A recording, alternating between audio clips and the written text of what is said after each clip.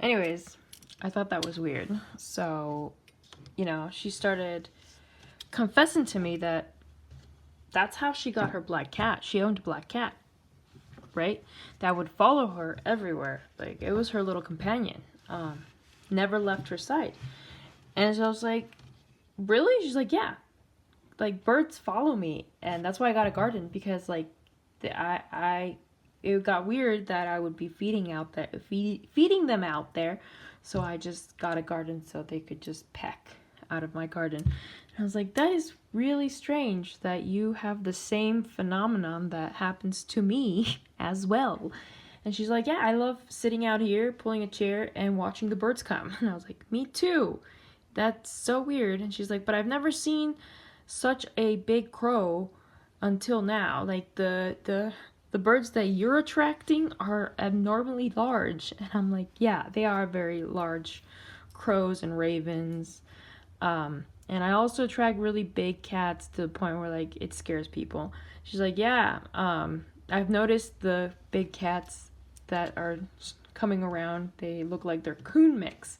And I'm like, yeah, I mean, I can't take them in because I don't have the money to afford such a large cat, especially if they're coon mix. Like, they eat like dogs almost, or a lot more at times, and you have to keep them inside. They're not allowed, and it would take like neutering and special entertainment. It'd just be a lot. It would be a lot of burden. So I can't take these coons in. And she's like, yeah, I don't recommend it because it would look weird. I was like, yeah, it would.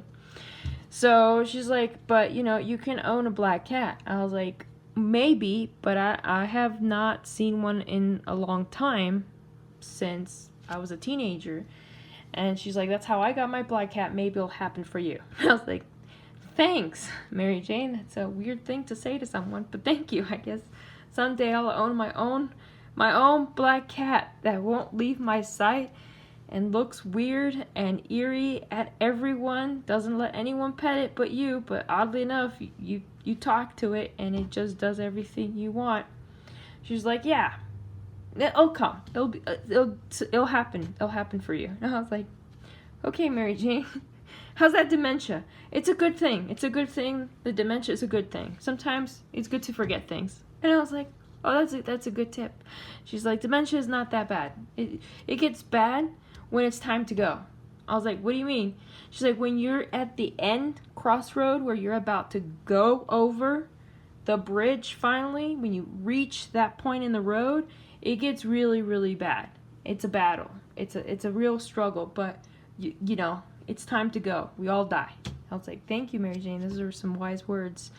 And so it was a weird interaction. Me and old people. I think this is why I like the opera, because I like the weirdness that old people bring into my life. I sometimes need a message from the far beyond to put me back in my tracks or something, because I always have some weird conversations with old people at the opera as well. It never goes without a miss that is something that happens.